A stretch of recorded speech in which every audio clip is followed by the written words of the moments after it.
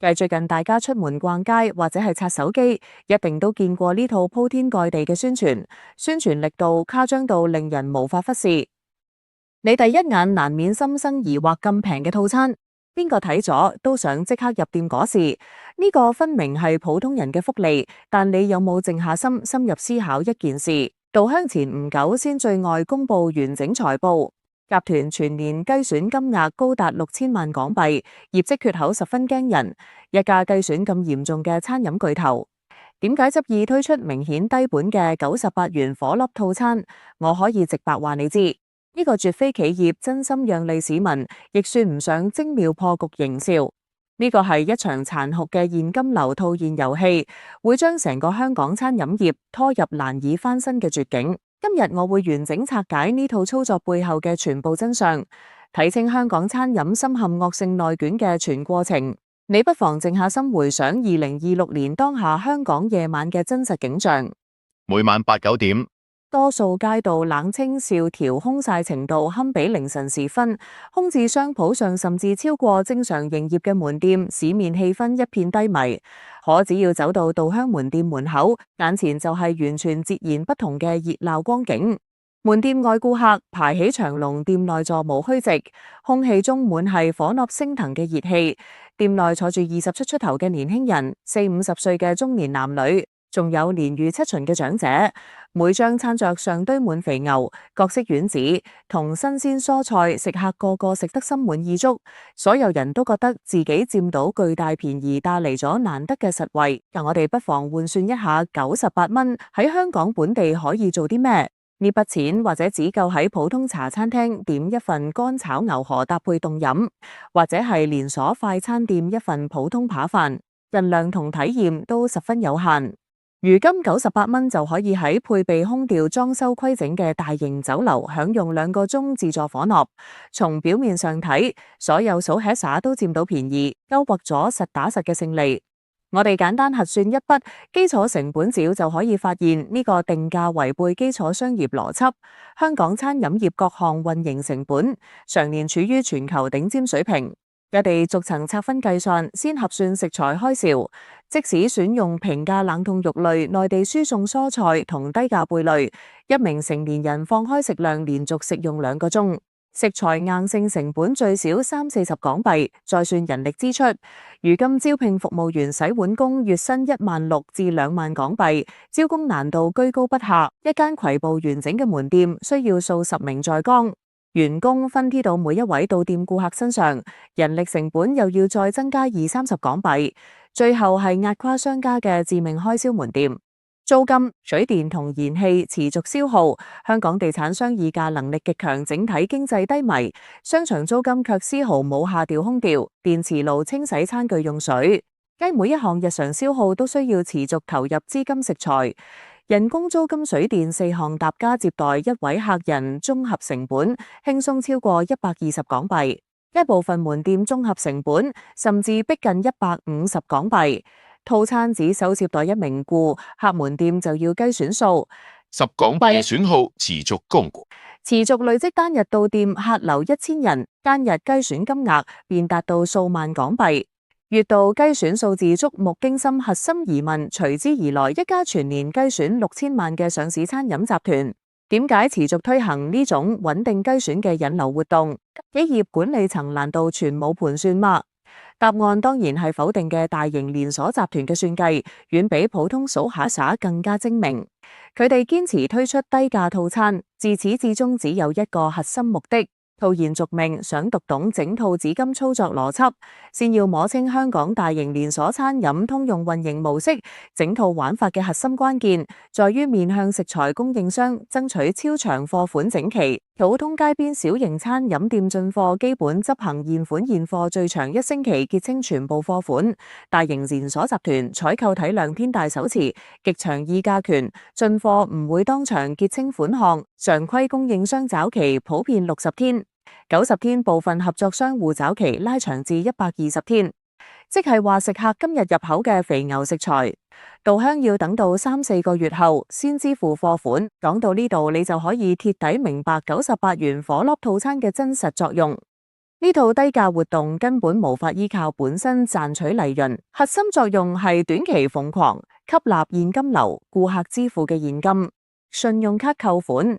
電子轉址資金，一兩日內全額流入集團賬戶，對應採購食材產生嘅貨款，卻要延後3個月先統一結算支付。源源不斷湧入門店賬戶嘅流動資金，成為支撐集團運轉嘅救命款項。企業用當下收取嘅顧客消費資金，支付當月門店租金，發放全體員工薪資，償還銀行到期利息，甚至填補往年經營積累下來嘅巨額就債務直白。嚟講，呢套運營模式同 PASS 字騙局存在極高相似之處，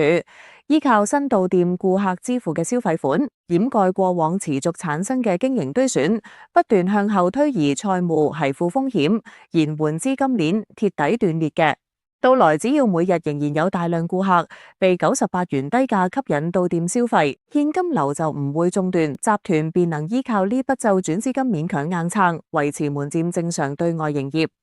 但呢套運營模式潛藏極高風險，門店真實雞選，每時每刻都持續發生。更每售出一份98元火鍋套餐，企業財務雞選缺口就會同步擴大1分。雞選事實只係被短期充沛現金流暫時掩蓋，並未得到實質性填補。若果某日98元套餐無法再吸引客流，或者係供應商察覺經營異常，要求縮短原有追期，甚至直接執行現款現貨結算，會發生點樣嘅後果？間門店現金流會喺瞬間鐵底斷裂，整條資金鏈直接崩塌，企業再冇補救餘地。更令人擔憂嘅係呢套飲韃止渴嘅操作，並非稻香一家獨有，同類低價內卷手段，正將全香港餐飲業拖入無法挽回嘅惡性競爭森林。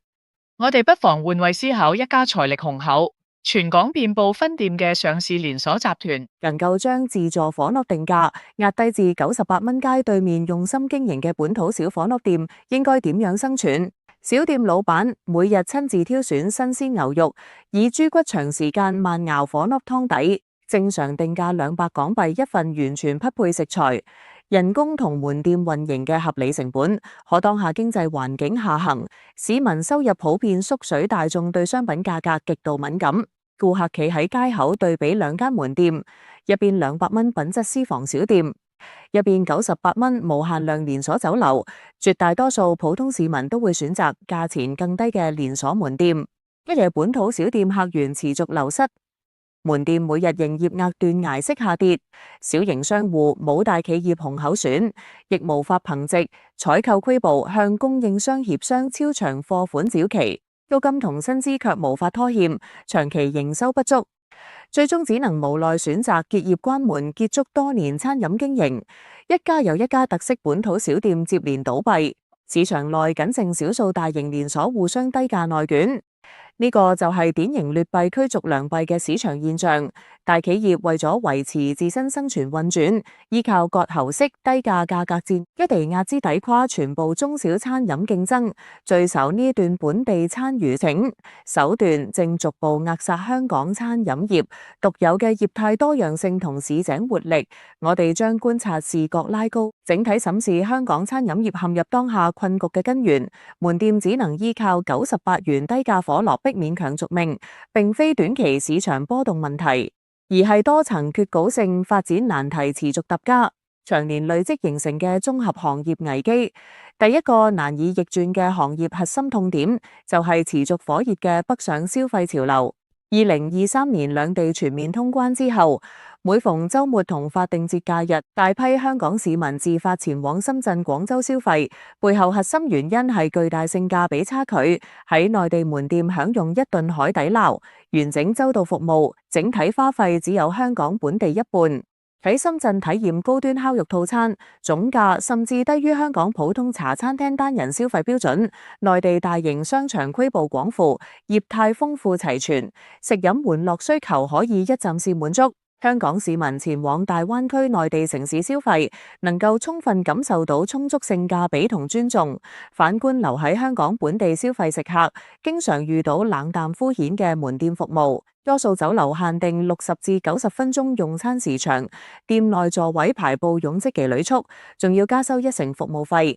過去10幾年自由行遊客客源充足，香港餐飲業逐漸滋生經營惰性，門店唔需要打磨菜品同服務品質，開門營業就可以穩定賺取利潤。時代環境早已發生翻天覆地變化，內地遊客到訪數量大幅縮減，遊巡遊客大多只係低成本短途打卡消費。本地市民又大批北上就餐，香港餐飲門店直面巨大客流真空，匆促推出自救方案，早已錯失朝醒良機。98元自助火鍋係大型連鎖面對內地餐飲降維打擊嘅被動無奈選擇，企業只能採用最原始粗暴嘅低價策略，留住本地對價格高度敏感嘅消費人群。第二個拖垮行業嘅致命難題係居高不下嘅商鋪租金同地產行業罷幹格局。整體經濟向好階段，商戶尚且能夠承擔高額租金維持門店運轉。如今市面整體蕭條，唔少商鋪空置數月無人承租，物業業主依然堅決唔降租。背後核心邏輯在於物業市場估值同門店租金直接掛貼，一旦下調租金，對應物業資產估值就會同步縮水，影響地產商向銀行辦理資產抵押借貸。因此，業主寧可任由商鋪長期空置，亦唔願主動下調租金招攬商戶入住。尚且能夠正常營業嘅餐飲門店，營收總額超過40%都要用於繳納門店租金，背負咁沉重嘅租金壓力，商家冇多餘資金升級食材品質，提升員工薪資，只能持續壓縮各項運營成本下調菜品出品標準，將經營壓力全部轉嫁俾蘇吃茶。當蘇吃茶唔願意為溢價餐飲服務買單，門店只剩下兩條無法兩全嘅出路，要麼持續虧損直至倒閉歇業，要麼效仿稻香推出98元低價引流套餐，依靠短期湧入嘅現金流勉強應付每月固定高額租金支出。講到底，香港絕大多數餐飲從業員辛苦經營，實質大半都係為地產商打工，全年經營辛勞創造嘅收益，絕大部分利潤最終流入地產商嘅口袋之中。第三個根深蒂固嘅行業癥疾係本地人口老齡化同餐飲行業長期勞動力短缺。你任意走進一間傳統酒樓，就可以直觀發現喺崗服務員、洗碗工多為年長長者，年過7旬仍然喺崗勞作嘅工作人員隨處可見。年輕群體幾乎唔願意踏入餐飲行業，餐飲工作勞動強度大，每日工時漫長，薪資待遇唔具備競爭優勢，仲極易受到顧客指責。就算有年輕人有意從事餐飲行業，都更願意選擇環境舒適嘅咖啡店。西餐廳幾乎冇人願意進入傳統中式酒樓，長期從事端盤、收拾餐桌等基礎工作。門店喺崗人手持續不足，直接推高整體人力運營成本，同步拉低門店服務質量。我哋好難要求60-70歲年長阿姨時刻保持熱情周到嘅待客狀態，能夠安全完整將菜品送上餐桌，已經算係基礎合格嘅服務標準。但蘇吃茶支付對應餐費後，你內心自然期待匹配價格嘅優質服務體驗，消費期待同門店現實服務形成巨大落差，進一步推動更多市民選擇北上消費。再睇98蚊自助火鍋逼門店內部場景，數十名顧客擁擠抵喺餓小自助跳料區域。地面長期佈滿油污難以清理，想呼叫工作人員添加糯啤底，清湯呼喊許久無人回應。企業極致壓縮喺崗人力配置，單名員工需要同時照顧10幾張餐桌客流，選擇98元低價套餐就餐，本質係用糟糕用餐體驗同自身內心換取廉價食物。除此之外，大企業呢套現式低價策略，仲會觸發整條餐飲供應鏈連鎖風險。前文提到大型連鎖集團能夠同供應商協商超長貨款結算時期，如今食材供應商清楚知曉稻香全年計損6000萬，仲持續開展基本引流活動，供應商內心必然充滿擔憂恐，害怕企業突然倒閉，數百萬供貨貨款貼底無法追回。當整條上下游供應鏈都浸滿恐慌情緒，供應商會紛紛採取自保應對措施，集體收緊供貨合作條件，主動縮短原有貨款審期，要求提前預付部分貨款，甚至直接變更合作模式，要求現款現貨先願意持續供應食材商品。若果所有供應商同步收緊結算規則，大型連鎖門店現金流會瞬間鐵底斷裂。就算每到夜晚門店座無虛席客流爆滿，都無法同時承擔集中到期嘅巨額貨款。一旦稻香呢類行業巨頭出現資金崩盤問題，牽連受損嘅絕對唔止係數千名失業員工，上下游食材供應商會連續倒閉，依賴酒樓客流支撐嘅商場整體氣氛持續蕭條，甚至會同步拉高本地銀行不良貸款比例，形成大範圍行業連鎖崩盤危機。企業為換取短期續命周轉資金，將整個餐飲行業嘅經營風險推至爆發臨界點。風險一旦全面爆發，身處行業內嘅商戶從業員，捉下手冇任何人能夠獨善其身。我哋回顧過往發展歷史，香港經歷過97金融風暴、03年非典、08年金融海嘯，每一輪市場低迷周期都會對本地餐飲業造成沉重打擊。門店大量倒閉歇業，但2026年當下餐飲行業遭遇嘅困境，同以往歷次危機存在本質區別。從前市場低迷，屬於周期性短期波動，熬過幾年時間，市場環境便能回暖復甦。如今面臨嘅係長期結構性城市發展轉變，北上消費由短期潮流變為穩定生活習慣。大灣區城市融合持續推進，逐步模糊各個城市之間嘅地域消費邊界。香港居高不下嘅經營成本同生活開銷，喺區域消費競爭中長期處於天然劣勢。呢種成本層面嘅先天劣勢，並唔係商戶咬牙縮緊開支就可以輕易扛過號嘅行業難題。倘若香港餐飲業依然固守從前唔受客源，隨意抬高定價嘅老舊經營思維，整個行業最終只會逐步走向全面消亡，再無回暖復甦嘅可能性。咁香港餐飲業係咪仲有破局重生嘅機會？98元火鍋碑係唔係行業最後嘅掙扎？客觀理性嚟講，企業想走出困局難度極大，但並唔係完全唔存在可行出路。第一條破局路徑，餐飲從業員必須徹底放棄同內地門店比拼低價嘅競爭思路。從兩地基礎成本缺口對比來看，香港本地餐飲永遠做唔到比深圳定價更低。香港推出98元自助套餐，內地短時間內便能推出48、58元同類產品。一無止境低價價格戰冇任何贏家，只會持續消耗全行業利潤空間。香港餐飲唯一長遠出路係深耕精緻化、特色化、高品質差異化經營路線。本地依然存在穩定高消費群體，仲有追求優質食材同地道風味嘅中產食客。與其依靠98蚊低價吸引1000名只求飽腹嘅低價客流，不如打磨菜品同服務。依靠500港幣單人客單價，留住200名真正認可門店、願意反覆復購嘅核心食客。我哋觀察香港本地米其林餐廳、私房菜館，至今依然需要提前幾個月預約定位。背後核心原因在於佢哋提供內地城市暫時無法復刻嘅專屬餐飲核心競爭力，包括創意融合菜式、全球頂級食材、貼心細廚服務、獨一無二嘅門店氣氛。呢啲差異化優勢先係香港本地餐飲真正無可取代嘅軟實力根基。第二條破局路徑，本地地產商必須認清當下真實市場現實，讀懂唇亡齒寒嘅道理。倘若街邊餐飲門店全部倒閉歇業，各大商場混為空，冇一人嘅空城，日業自身市場估值同樣會同步大幅暴跌，無法依靠空置商鋪維持資產價值。與其死守高額租金標準，等待商戶自然退場，不如同入駐商戶攜手共渡行業難關。可以推行營收分成新型合作模式，門店經營收益豐厚，地產商就可以多收取分成。門店生意冷清，營收下降，地產商同步降低分成比例，雙方利益深度綁定，一齊熬過今次餐飲行業寒冬，等待市場環境逐步回暖復釋。第三條破局路徑，香港政府需要出台配套政策，適度鬆勁，緩解行業多重壓力，比如簡化餐飲行業引進外地勞工嘅審批流程，快速補充行業短缺年輕勞動力，全面提升門店整體服務水平，同時大力推廣香港本土特色飲食文化。重新打造國際美食之都、城市名片，吸引高消費能力海外遊客到訪就餐，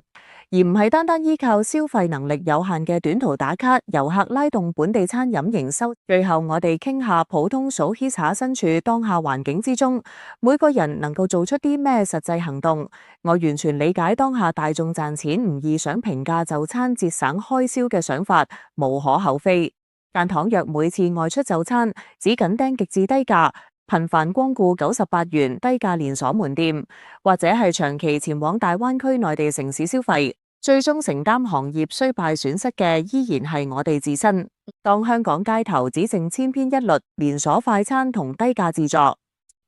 酒樓所有用心經營特色小店全部消失，仲可以揾到充滿生活人間煙火氣息嘅就餐去處嗎？不妨靜下心細細回想，嗰啲堅持手工慢熬湯底嘅社區小店，傳承傳統點心手藝嘅老牌字號，佢哋端上台嘅唔單止係一碗麵食、一籠點心，更係香港獨有嘅市井人情味，係呢座城市歷經歲月沉唔可以複製嘅專屬城市生活記憶。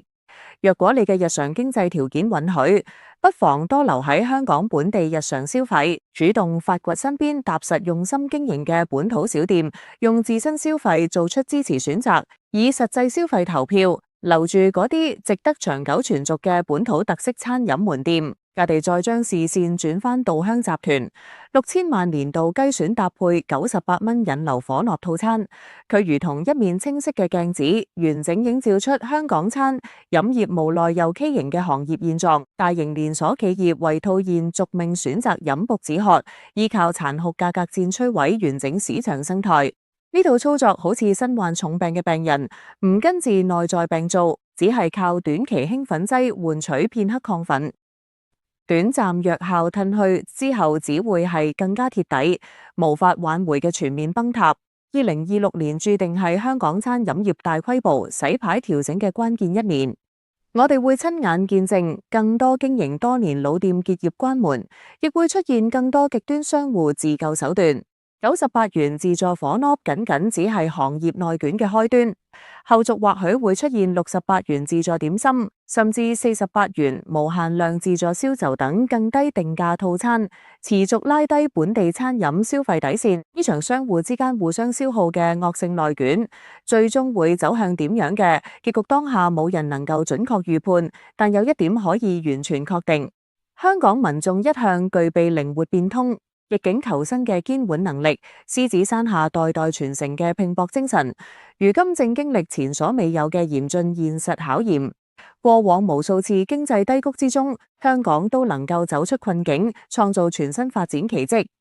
希望呢一輪行業寒冬裏，香港餐飲業同樣能夠揾到全新可持續發展方向。唔好再沉迷98蚊低價套餐帶嚟嘅虛假門店繁榮，唔再被企業短視套現操作蒙蔽雙眼，只有真正用心提升菜品出品標準同門店服務品質，重塑香港美食獨有內核優勢，本地餐飲行業先可以喺今次大規模市場洗牌之中長久穩定立足持續發展。下次你再去門店享用98元自助火鍋之時，不妨靜下心細緻觀察周遭一切。餐桌上擺放嘅肉片薄到透光，號稱新鮮海鮮，口感寡淡冇鮮味。各類火鍋丸子內部澱粉含量遠超肉類原料，品質大打折扣。食客依靠麻辣厚重蘿蔔底濃烈味道掩蓋食材廉價臨近保質期嘅先天缺陷。你食進腹中嘅早已唔係地道美食，只係企業快速套現引流嘅營銷工具。我哋嘅腸胃更為商家批量處理低價庫存食材嘅消化渠道。再睇睇門店內辛苦勞作嘅工作人員，年過60-70歲嘅年長阿姨來回不停奔走，仲要時常承受部分顧客無端指責同抱怨，既要人力配置壓縮至最低限度，單名工作人員需要同時看管10幾張餐桌，常取用一碟普通醬油，亦要等10分鐘。等待過程中心中滋生不滿情緒，甚至容易同門店工作人員產生爭執矛盾。呢種全程充斥負面情緒嘅糟糕用餐體驗，真係我哋內心真正想要嘅嗎？單單為咗節省幾十港幣餐費，換嚟一肚煩躁同唔開心，咁樣真係劃算咩？我哋再將格局放大睇市場變化，市面大量出現低於綜合成本嘅傾銷套餐，則會持續拉低全體市民對餐飲合理消費價格嘅固有心理預期。從前大眾普遍認為一頓完整火鍋200-300港幣屬於正常合理定價，長期被98蚊低價套餐持續洗腦之後，大眾會覺得超過100港幣就係溢價過高。呢種消費觀念一旦喺市民心中固化，對堅持優質食材標準嘅餐飲門店打擊係毀滅性嘅。就算商戶想維持原有食材品質，都好難說服顧客接受匹配成本嘅合理定價，最終只能被逼轉入無休止低價內煮浪潮，或者係無奈選擇關門停止經營。整個本地餐飲市場會陷入無法逆轉嘅螺旋下滑惡性循環。門店持續降價，下調食材品質，縮減在崗人力，服務水平同步縮水，門店客流進一步持續流失，商戶只能再度下調套餐定價，直至整個行業徹底崩潰。所以我先會直言98蚊自助火鍋絕非惠及市民嘅福利鑊，而係一場商戶同數撇下兩敗俱傷嘅殘酷行業內卷，危害深遠。佢正逐步摧毀香港市民對本地傳統餐飲嘅消費信心，一破壞整條行業健康生態。回想2024-2025兩個年度，香港政府連續推出夜成粉系列消費拉動活動，但最終呈現嘅實際效果有目共睹。如同近爛煙花轉瞬即逝，無法長久維持消費熱度。相關舉措只能緩解短期客流不足問題，無法觸及行業深層結構性矛盾。海創臨時小攤平價街邊小食，解決唔到租金高昂、人力短缺嘅核心行業難題。只要商鋪租金持續居高不下，餐飲行業勞動力短缺現狀無法改善。大灣區內地城市消費性價比優勢長期存在。香港餐飲深層困局就冇根本解法，大型連鎖門店推出98元低價火鍋，只係行業困局持續收緊之下，一聲無力嘅自救白喊。若果我哋唔願意親眼見證香港餐飲業全線潰敗，話唔願意成個城市只剩連鎖快餐同劣質餐飲，就必須正視當下行業存在嘅全部深層問題，主動尋求可行嘅朝聖解決方案。香港政府唔可以刻意迴避行業難題，需要出台實質政策調節商鋪、土地同租金成本唔解，壓喺所有餐飲商戶身上嘅高額租金枷鎖，減輕整體經營負擔。餐飲行業從業員亦要痛定思痛，徹底摒棄老舊經營思維，主動創新差異化經營模式。而我哋每一名普通蘇吃客同樣需要認真自我反思當下嘅消費選擇。我哋嘅經濟狀況真係拮據到承擔唔到正常合理定價嘅一餐飯菜咩？定係被整體市場焦慮、情緒裹穿，一味追逐極致低價，忽略日常飲食品質，主動放棄對用心經營本土社區小店嘅消費支持，助長低價內轉風氣蔓延。請所有人牢牢記住，我哋每一次外出就餐消費，都係一次無聲嘅市場投票。你將消費資金投入98元低價連鎖門店，等同於默許企業惡性競爭、徒然續命嘅短視操作。你主動選擇食材同服務用心經營嘅本土小店，就係為香港餐飲業未來留存一線生機。